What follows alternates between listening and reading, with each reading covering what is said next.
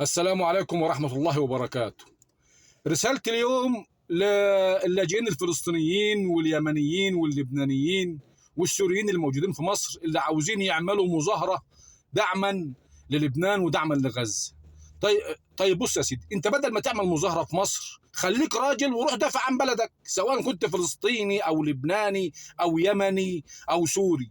انتوا ليه عايزين تعملوا نفسكم ابطال وانتوا اساسا هربانين؟ هربتوا بلدكم وسبتوا بلدكم وقت ما بلدكم ما احتاجتكم. ده انتوا هربتوا من بلدكم وسبتوها فريسه للميليشيات وللاحتلال التركي والاحتلال الايراني. يعني انتوا بعتوا بلدكم، جاي في مصر وعاوز تعمل فيها مظاهرات دعما للبنان ودعما لغزه. طب ما تخليك راجل، اذا كنت انت من اهل فلسطين، اذا كنت راجل ما تروح فلسطين يا عم وروح دافع عن ارضك. واذا كنت لبناني كذلك روح يا حبيبي، خد بعضك وروح دافع عن ارضك.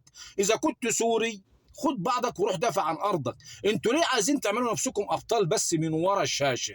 قاعدين في مصر في امن وامان وعاوزين نعمل مظاهره دعما للبنان. يعني انا عاوز افهم، بدل ما تعمل مظاهره وتعمل قلق في دوله اواتك، خد بعضك يا حبيبي كده وخليك محترم واطلع روح دافع عن بلدك، روح دافع عن ارضك، خليك راجل. هنا الكلام. اما تقعد تبقى قاعد لي في امن وامان وعاوز تعمل مظاهره في مصر، يا سلام، فوضى. هي اصل الدوله ديت ما فيش فيها ناس، اصل الدوله ديت ما فيش فيها حكومه. هو في الاول وفي الاخر العتب مش عليك، العتب على الحكومه اللي في مصر اللي المفروض